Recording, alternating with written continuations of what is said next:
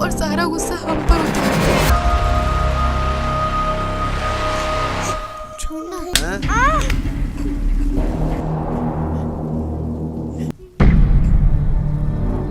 तुम सबको देख लूंगा मैं।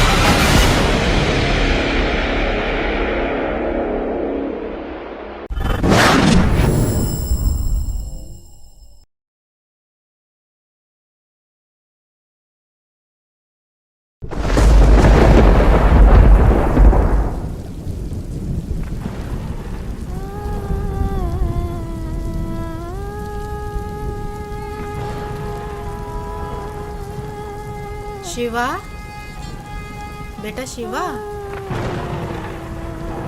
शिवा क्या सोच रहा है बेटा? चल खाना खा ले। माँ, पापा शराब पीना कब छोड़ेंगे? तू टेंशन क्यों लेता है बेटा, मैं हूँ ना। लगता है मुझे पढ़ाई छोड़नी पड़ेगी। क्यों, क्या हुआ? हुआ क्या माँ, स्कूल की फीस कभी टाइम पर पहुँचती नहीं। इस बात के लिए मुझे टीचर की भी सुननी पड़ती है। मेरे सारे दोस्त ऐसे देखते हैं जैसे मैं एक भिखारी हूँ। शराब हमारे पापा पीते हैं और लोग हमें बुरी नज़र से देखते हैं। हमारी कहीं कोई इज्जत नहीं है माँ। ऐसे क्यों कहता है पगले? पापा को समझाएंगे, तू चिंता मत कर।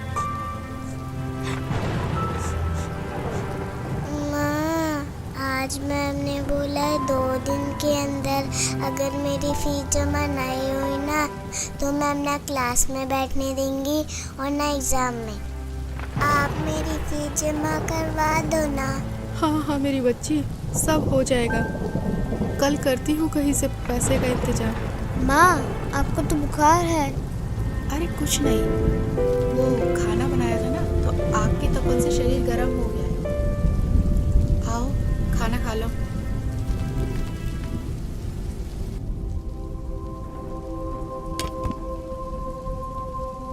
और हाँ, पढ़ाई छोड़ने के बारे में सोचना ही मत, समझे?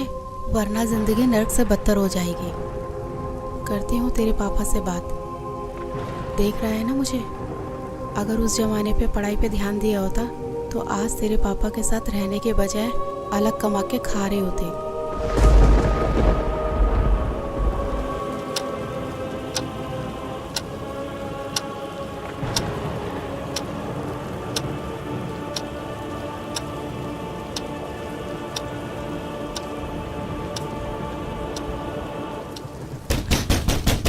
साले, दरवाजा खोल। साले, दरवाजा खोल। अबे कहाँ मर गई साली? खोल साले। इनका तो रोज रोज का ड्रामा हो गया। आज तो दरवाजा खोलूंगी ही नहीं। खोल नहीं तो तोड़ दूंगा इसको। खोल साले, दरवाजा खोल। तोड़ दूंगा इसको साली, दरवाजा खोल। और कहाँ मर गई साली?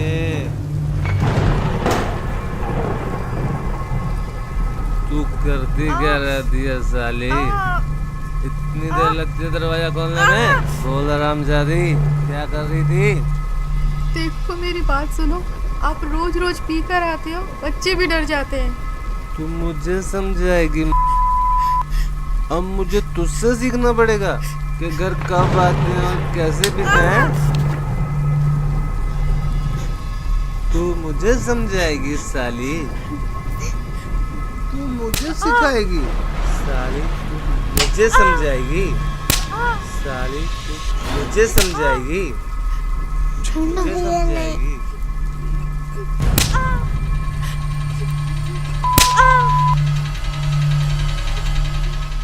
मुझे समझाएगी?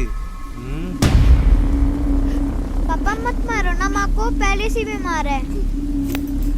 तेरी इतनी मजाल, तू मुझे रोकेगा? हैं? देख क्या रहा है? देख क्या रहा है? मत मारो। चल।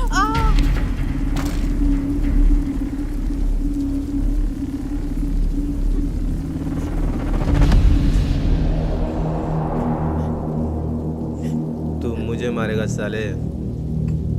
मैं भी देखता हूँ तेरी माँ ने तुझे कितना दूध पिलाया।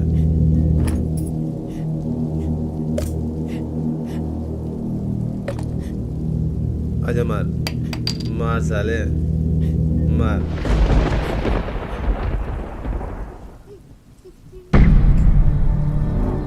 तुम सबको देख लूंगा मैं।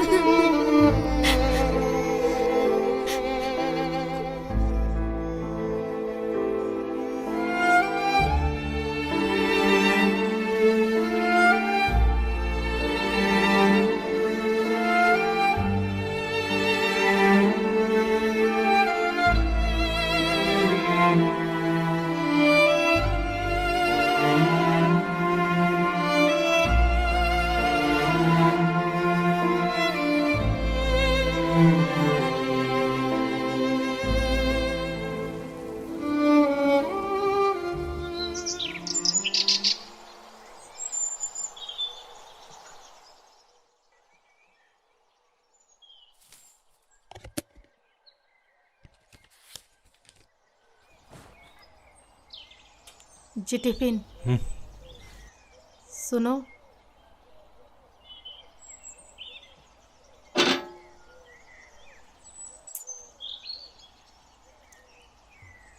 माँ, माँ, जल्दी चलो, मैं स्कूल के लिए लेट हो रही हूँ। हाँ हाँ मेरी बच्ची, बस 2 मिनट, मैं अभी तैयार होके आती हूँ।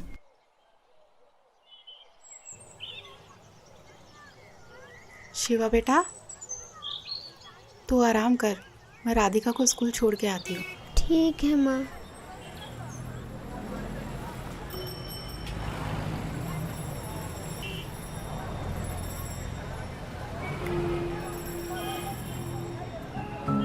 माँ, पापा कब सुधरेंगे? उन्होंने रात में भैया को बहुत मारा था ना।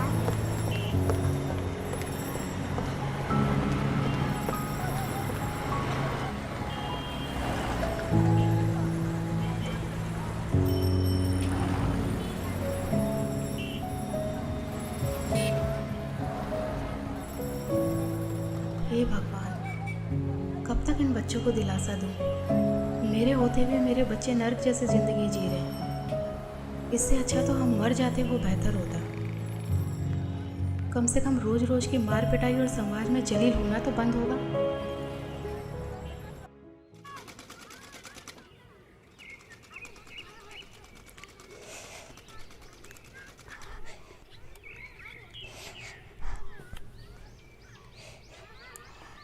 अरे मैं बोल रही थी ना कि मैं लगा देती हूँ।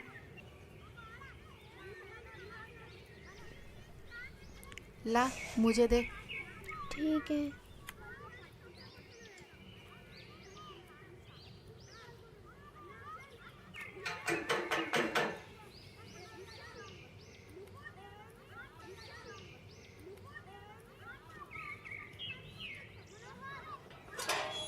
अरे नीलम दीदी, आइए आइए। और पुष्पा बहन, ठीक हो आप? बस दीदी, कट ही रही है। अच्छा, सूट सिल दिया मेरा? बस दीदी, वो आप ही का सूट सिल रही थी। अरे शिवा बेटा, स्कूल नहीं गए आज? आंटी अरे वो कुछ नहीं, इसकी तबीयत खराब थी ना, तो इसलिए आज इसकी छुट्टी करा दी। अच्छा अच्छा पुष्पा, कल भाई साहब फिर शराब पी के आए थे क्या? रात को अब सबके चिल्लाने की आवाजें हमारे घर तक जा रही थी। क्या करे दीदी, पिछले जन्मों में कुछ पाप किए हुए हैं तो वो इस जन्म में भोगने ही पड़ेंगे। नहीं पुष्पा बहन, ऐसा नहीं है। मैंने आपको कितनी बार समझाया है, पूर्ण परमात्मा पाप कर्म दंड का भी नाश कर देते हैं। यहाँ तो पाप कर्म भोगते भोगते जिंदगी का ही नाश हो गया है, बस अब और नहीं। क्या मतलब? मतलब क्या है दीदी, इन्होंने सुधरना तो है नहीं, निकल जाऊंगी अपने बच्चों को लेकर और क्या। कैसी बातें कर रही हो? ये तो समस्याओं का हल निकालने के बजाय उनसे दूर भागना हुआ। जब से इनके बिजनेस में घाटा हुआ है, इन्होंने तो घर का पूरा हुलिया ही बदल दिया है। रोज डेली शराब पी कर आते हैं और सारा गुस्सा हम पर उतारते हैं। हल निकालते निकालते मैं थक चुकी हूँ, बस अब और नहीं सह सकती।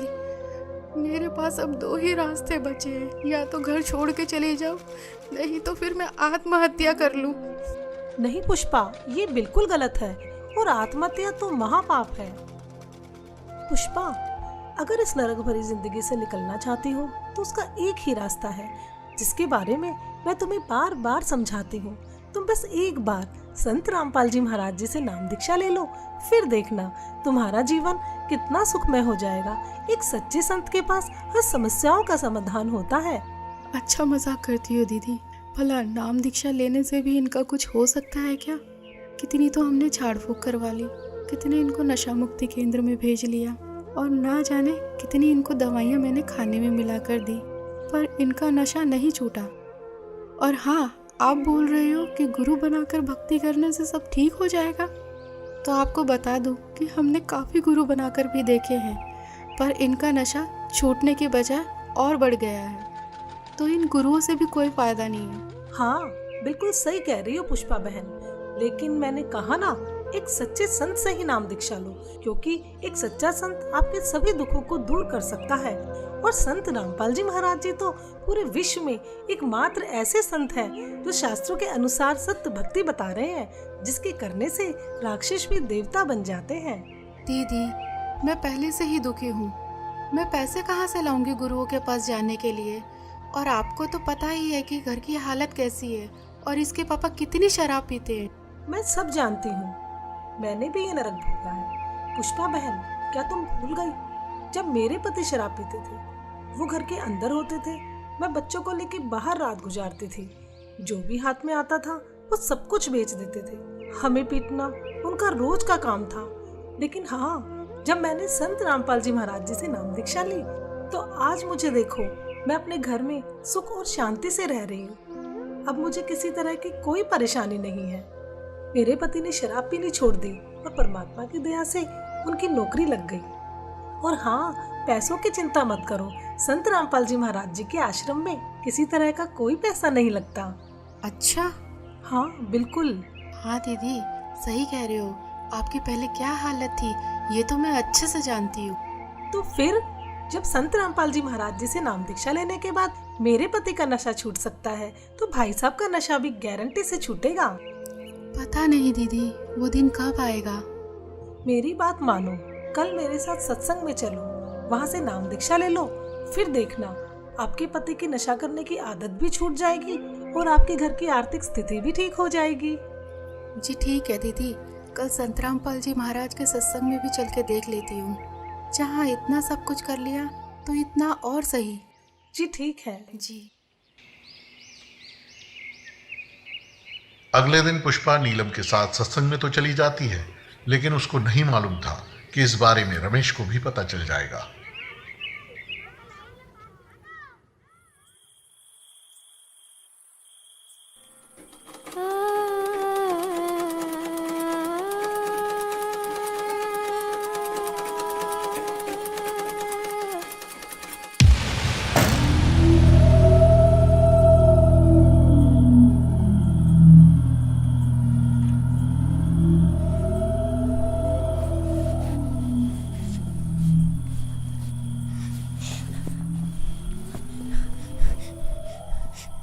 क्यों री, बहुत शौक चढ़ाते हो सत्संग में जाने का? मुझसे पूछे बगैर तेरी हिम्मत कैसे हुई घर से बाहर जाने की? हैं? कोई और जगह नहीं मिली पूरी दुनिया में? सत्संग में जाती है, साली सत्संग के बहाने कहाँ जाती है? आप जैसा शराबी कबाबी कभी नहीं समझ सकता सत्संग की कीमत को। दूर रहो मुझसे। अपना जीवन तो बर्बाद कर रखा है और हम भक्ति करें ये भी नहीं देखा जाता आप। मुझे पता है क्या होता है तेरे सत्संग में। बकवास करने जाती है तू वहाँ। बस यही दिन देखने को रह गए थे, नाक कटा के रख दी तूने मेरी। और खबरदार, आज के बाद सत्संग का नाम भी लिया तो यहाँ चल गाना लगा।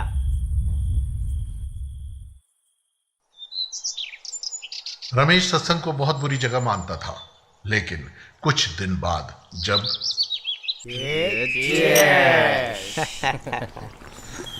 हाँ यार, छोड़ क्या क्या। अरे कौन है साला? अरे दिनेश। अरे पूछ आ जाएगी नहीं। अरे दिनेश। हाँ सुमित। अरे क्या हाल है मेरे भाई? आ जाए क्यों नहीं यार? अरे कुछ नहीं, वो बस ऐसे ही। अरे यार तेरे बगैर तो पार्टी में मजा ही नहीं आता यार। हाँ ठीक है, ये बता रमेश है वहाँ? कौन? रमेश? हाँ है ना, ये ले बात। हाँ दिनेश भाई, कैसा है मेरे यार? बढ़िया भाई। आ जाया नहीं तू यार? अरे दारू के पैसे हम दे देते भाई। अरे वो सब छोड़, तू ये बता कि तुझे पता है कि भाभी कहाँ जा रही है? क्या मतलब? मैंने अभी मिश्रा की वाइफ के साथ सत्संग में जाते हुए देखा है। इसकी और हाँ, तो आज तो तेरे दोनों बच्चे भी साथ हैं। इसकी तो अरे क्या हुआ छोड़ भाई? यार। क्या हुआ? अरे कुछ नहीं यार, तुम्हारी भाभी आज फिर सत्संग में जा रही है। अरे समझा ले उसे, बिगड़ जाएगी वो।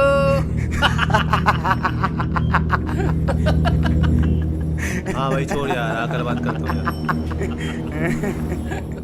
अपने दोस्तों के सामने हुई इस बेइज्जती को रमेश सहन नहीं कर सका और गुस्से में आग बबूला होकर वहां से निकल गया।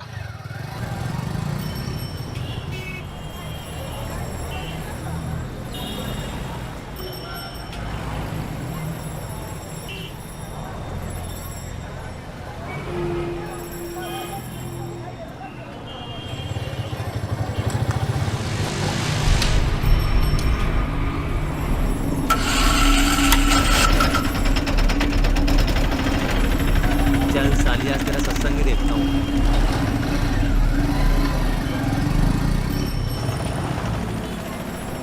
पुष्पा, बहुत अच्छा किया। इन बच्चों को भी ले आई। इन बच्चों को बचपन से ही परमात्मा की सही भक्ति का ज्ञान हो जाएगा।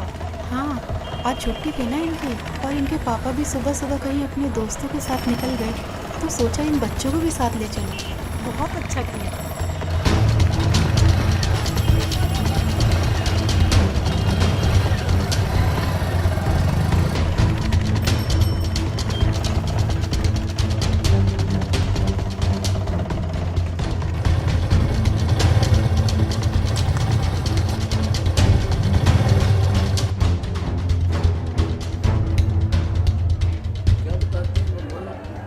परमात्मा हमें याद दिलाते हैं।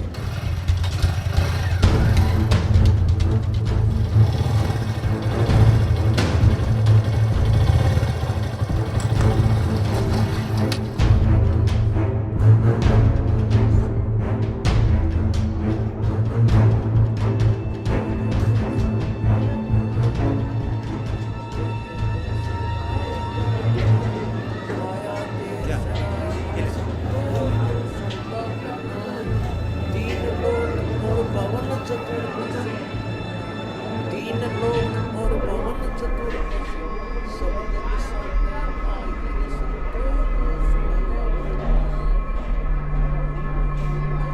दुगने तिगने किए चौगने, दुगने तिगने किए चौगने, किन हो मूल गवाई रे संतो यो सौदा फिर नाही, यो सौदा फिर नाही रे संतो ये सौदा फिर नाही।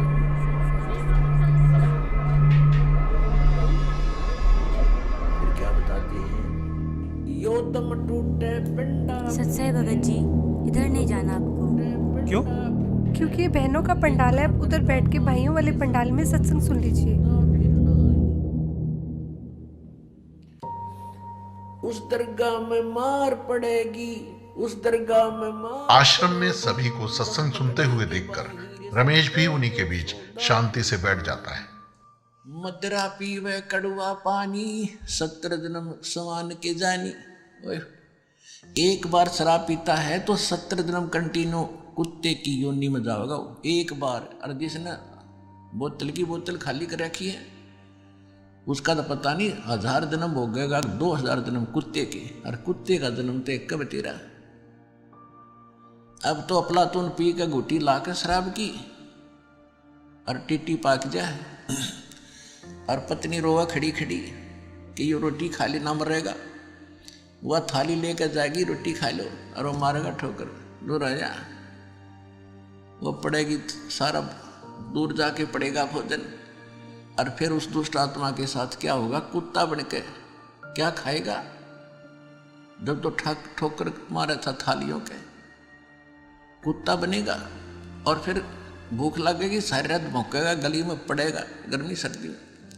सुबह उठते ही कहाँ जाता है कुत्ता, रसोई में। मैं कहा उसने भोजन की, ऐसे ऐसे कर सीधा जाएगा जैसे कोई टोकनी है कोई नहीं, कि भूख लग रही डट्टा जाना। अब वहाँ रसोई में अब कौन पढ़ दे उसको, मूर्ख को। कोई देख लेगा घर का सदस्य, पहले उसको करेगा तो, पर वो कानों पर घटाड़ा करे, भूख लग रही जोर की, सीधा ही चल पड़ता है वो। फिर उठा कर लठ उसके कड़े में ठोकेगा कमर में, फिर ट्या ट्या ट्या करता जाएगा गली में। फिर कुछ देर के बाद कुछ भूल सी पड़ेगी डंडे की, फिर सोचेगा भूख तो क्यों अंदर है ही, फिर दूसरे मकान की तरफ चलेगा। वहाँ उसके भाग और दुर्भाग्य, उसने कोई टूक मिला या लठ मिला या जूत मिला। जब वहाँ भी उसकी सेवा लठ से होगी तो फिर वो प्रयत्न छोड़ देता उस दिन का। फिर वो बाहर भागता जंगल की तरफ। वहाँ क्या खाता है, टट्टी खा के आता है, और जब पी कर शराब मारा था ठोकर। तो ये कर्म याद दिलाए जाते हैं। ये किसी डोम बाट के गीत नहीं भाई, भगवान की बताई हुई गाथा, और जिन महापुरुषों ने इसका लाभ उठाया वो आपके प्रत्यक्ष कर दिया, और दास ने इसका अनुभव हुआ, और आप भी पार होगे। इस ज्ञान को जितना फैलाओगे आपको उतना ही पुण्य मिलेगा, ये सत्कर्म मान लेना। सभी आपके भाई बहन हैं, भटक रहे हैं, प्यार से समझाना, क्योंकि प्यार से मानेंगे एक बार तो सबको रिएक्शन होगा ही होगा, क्योंकि काल बैठा है। ये बानी सुना दो, उनको कोई चिप दे दो, वो सुनते रहेंगे, काल भाग जाएगा, फिर वो अपने आप यहाँ आएंगे। आपके भाई बहन विश्व के प्राणी सब एक परमात्मा के बच्चे, ये ध्यान रखना।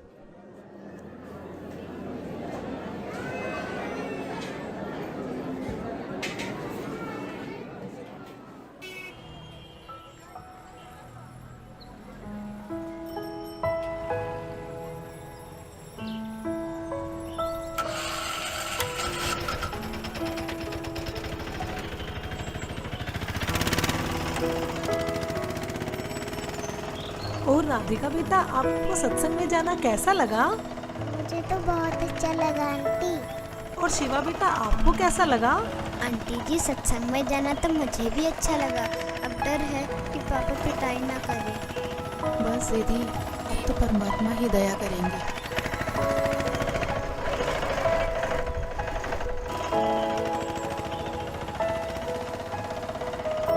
अच्छा पुष्पा, चिंता मत करना, सत साहेब जी।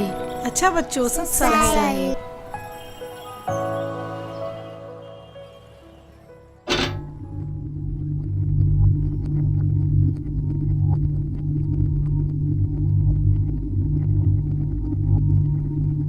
हाँ,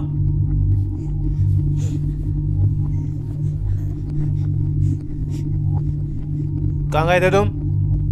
जी वो यहीं बस वो चुप कर। कहाँ लगा? पता नहीं कहाँ घूमती रहती है। जी ठीक है, लगाती हूँ।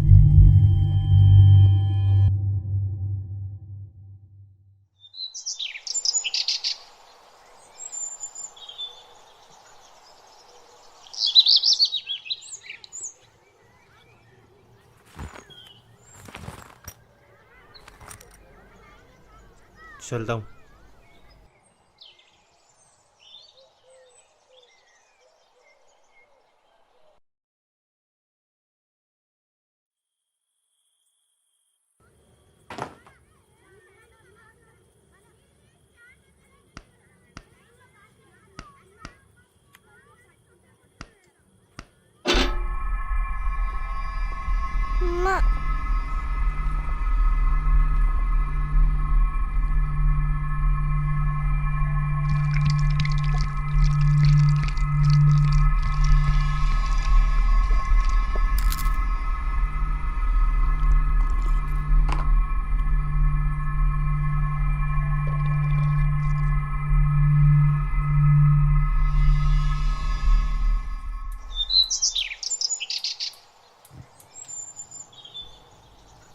हाँ, टिफिन रेडी हुआ क्या? जी हाँ। क्या देख रही है? जी कुछ नहीं।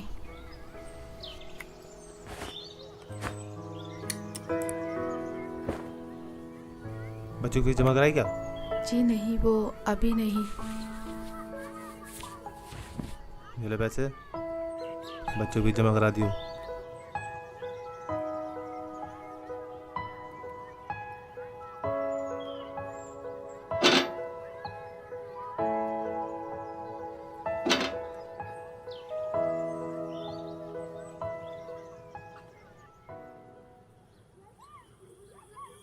कुछ दिन से रमेश शाम को जल्दी घर आने लगता है, जिसे देख पुष्पा असमंजस में पड़ जाती है।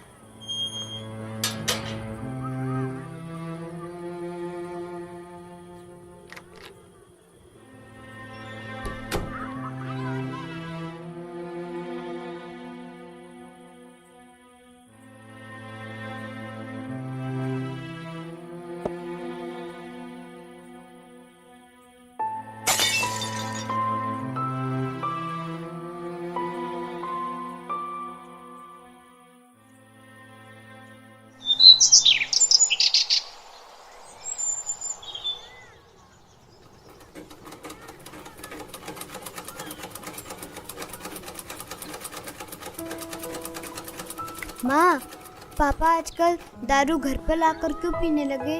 पहले तो बाहर से पी कर आते थे। अरे सही तो है, पहले बाहर से पी के आते थे तो कभी किसी के साथ लड़ाई झगड़ा कराते, कभी किसी के साथ। अब ये तो है कि घर पर ही लाकर पीते हैं और बाहर वालों की भी नहीं सुननी पड़ेगी हमें। हाँ माँ, आजकल उनके स्वभाव में भी बहुत बदलाव आ गया है। लड़ाई झगड़ा और गाली गलौज भी बहुत कम कर दिया है। सही कहा भैया, अब तो मम्मी की पिटाई भी नहीं करते। हाँ, लगता है ये सब गुरुजी का ही चमत्कार है। हे परमात्मा, दया करना।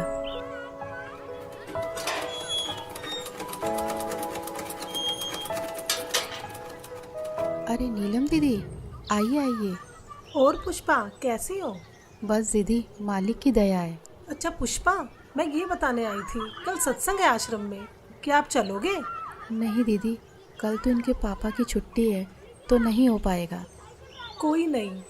हाँ, अगर पिछली बार की तरह इनका बाहर जाना हुआ तो चल पड़ेंगे। जी मालिक ही दया करेंगे। अच्छा बहन, चलती हूँ। सत साहेब। सत साहेब।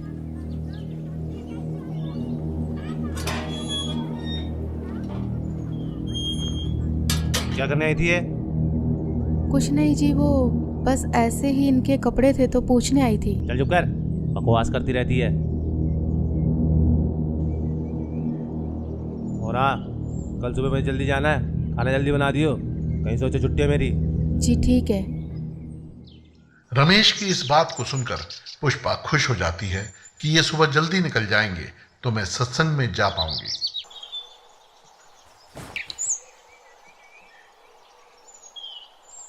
अच्छा ठीक है, मैं जा रहा हूँ। ठीक है जी।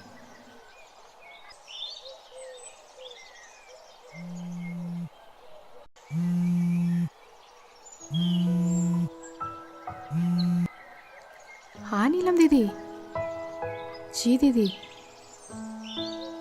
हाँ दीदी, मैं 5 मिनट में तैयार होके आती हूँ। जी जी जी।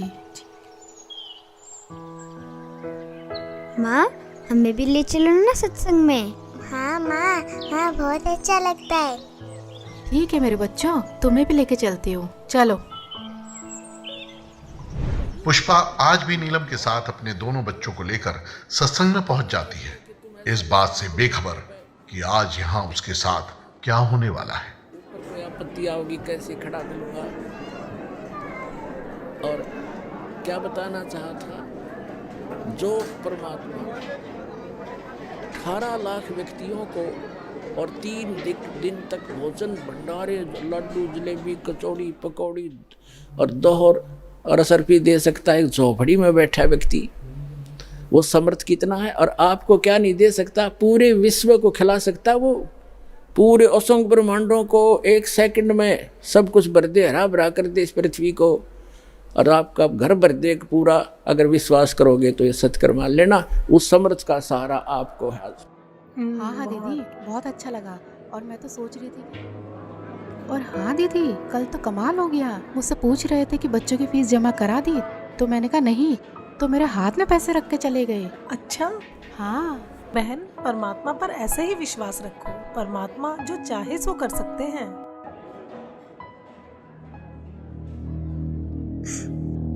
पापा पापा, माँ, हाँ बेटा। पापा, अरे पुष्पा जाओ। नहीं दीदी, मैं नहीं जा रही। जाओ। ठीक है, जाती हूँ।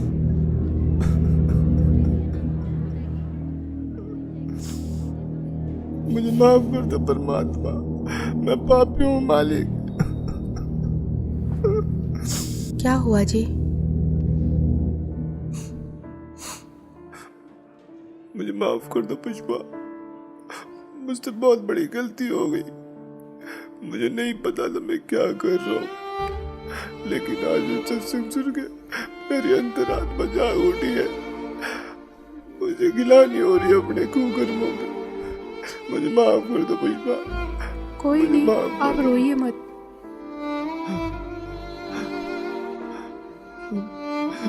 शिवा बेटा, मुझे माफ कर दे बेटा। मैं आज के बाद कभी भी तुम्हें शिकायत का मौका नहीं दूंगा। राधिका बेटी, तेरे पापा सुधर गए बेटा। मैं प्रॉमिस करता हूँ मैं शराब को कभी हाथ भी नहीं लगाऊंगा। मुझे माफ कर दो बच्चों। नीलम बहन जी, आपका बहुत बहुत शुक्रिया जो आपने मेरे पूरे परिवार को यहाँ का रास्ता दिखाया। कोई बात नहीं रमेश भैया, लेकिन एक बात बताओ, आपको ये ज्ञान कैसे समझ आया? पिछली बार जब आप पुष्पा और दोनों बच्चों को यहाँ पर लेकर आए थे ना, तब मैं यहाँ आया था। उस दिन मैं आप लोगों के पीछे पीछे यहाँ तक आया था, ये सोच के कि यहाँ कुछ गलत काम होते होंगे तो इन लोगों को रंगे हाथ पकड़ूंगा।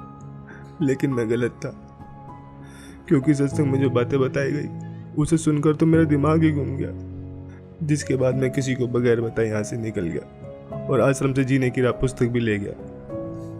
बस इस ज्ञान को मैं अच्छे से समझना चाह रहा था कि आखिर सच्चाई क्या है। मैंने घर जाती बुक को पढ़ना शुरू किया और टीवी पर जो संत रामपाल जी महाराज जी का सत्संग आता है उसे सुनने लगा। मैं ये बिल्कुल भी नहीं चाहता था कि पुष्पा और दोनों बच्चों को ये पता चले कि मैं संत रामपाल जी महाराज जी का सत्संग सुनता हूँ। मानो एक रूटीन सा बन गया हो कि शाम को घर आकर दारू पीता था और सामने सत्संग भी चला देता था। वो कोढ़ से दुख होता हो, कुष्ठ से, इतना कष्ट आपको माँ के गर्भ में उस पीरियड में हो जाता है, तो उस समय ये परमात्मा से बार बार प्रार्थना करता है, हे प्रभु, हे मालिक, एक बार इस नरक से निकाल दो। वहाँ इसको याद भी होता है कि तू ये कष्ट किस लिए भोग रहा है। उसको याद होता है उसमें कि मैंने पहले बहुत से मनुष्य जन्म प्राप्त किए, साधना की नहीं, और जिस कारण से 84 लाख योनियां भी भोगी, कुत्ते गधे सुअर के जीवन उसको खूब याद आते हैं। फिल्म चलती रहती है उसकी।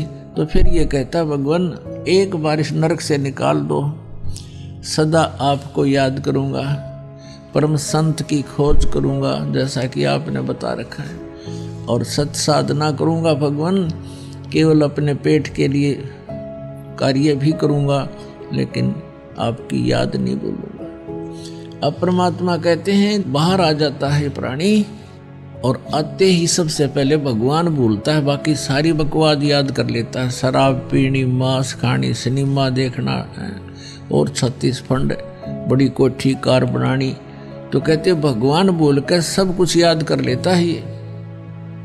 फिर परमात्मा ही याद दिलाने आते हैं उसको। सत्संग सुनते सुनते मुझे कुछ ज्ञान भी होने लगा, और दारू से तो मुझे नफरत सी हो गई थी।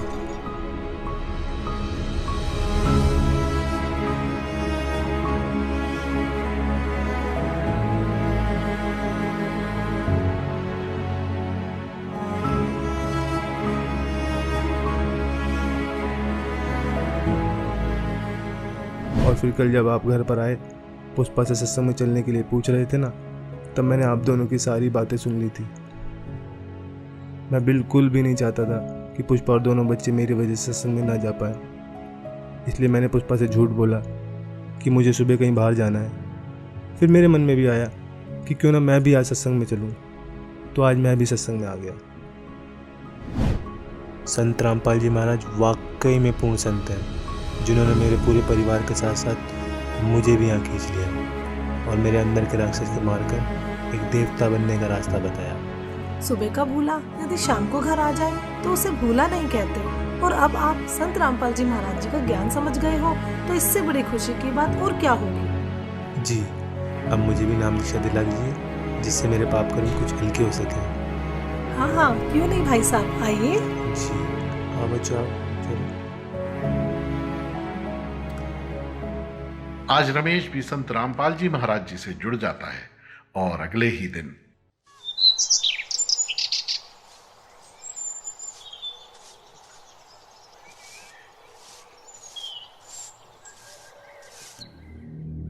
ये क्या कर रहे हो आप?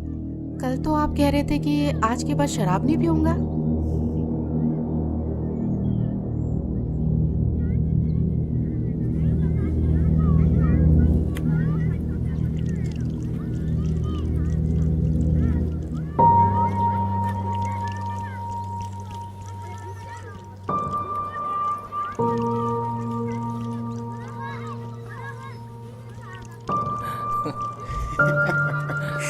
कल तो पुलिस वालों ने बहुत मारा यार। अबे देख देख। अबे रमेश, ये क्या कर रहा है यार तू? पागल हो गया क्या? क्यों? अबे इतनी महंगी दारू तू नाली में गिरा रहा है। भाई मैं पागल हुआ नहीं हूँ, पागल था, लेकिन अब मैंने संत रामपाल जी महाराज जी से नाम उपदेश ले लिया है और मुझे अब ये ज्ञान भी हो गया है कि इसे पीने के बाद कितना पाप लगता है। सोच में एक आकर बिल्ली आज को चली। हाँ यही समझ लो। अबे तो गिराने से क्या फायदा, हमें दे दे। भाई जब मुझे ज्ञान नहीं था ना, तब तक मैंने तुम्हें खूब पिलाई, लेकिन अब मुझे ये भी पता चल गया है कि ये चीज़ मैं किसी को पीने के लिए भी दूंगा ना तो भी मैं पाप का भागी बनूंगा। तो ये जहर मैं अब किसी को भी नहीं दे सकता। चल यार, ये तो बाबा बन गया है। अंकल जी,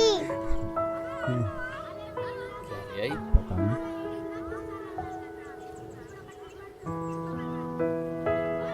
अरे ये क्या ले आई? ये हमारे गुरुजी संत रामपाल जी महाराज की पुस्तक। जीने की राह? हाँ अंकल जी, जीने की राह, जिसे पढ़ने के बाद लाखों लोगों ने भी नशा छोड़ा है। तो आप भी पढ़िए।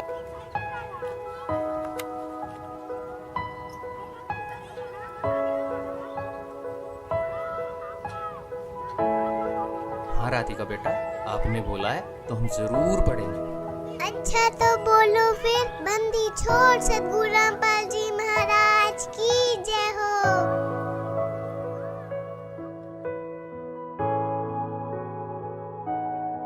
तो दोस्तों आपने देखा आखिर किस प्रकार रमेश का नशा छूट जाता है। संत रामपाल जी से जुड़कर लाखों लोगों ने अपना नशा छोड़ा है। संत रामपाल जी ही पूरे विश्व में एकमात्र ऐसे संत हैं जिनके लाखों फॉलोअर्स हैं, जिनमें से कोई भी नशे पते को हाथ तक नहीं लगाता। उनका मिशन है कि पूरे विश्व से नशे को खत्म कर सबको सत भक्ति मार्ग पर लगाना, ताकि आप और हम सभी मनुष्यधारी जीवों का यह मनुष्य जीवन सफल हो जाए।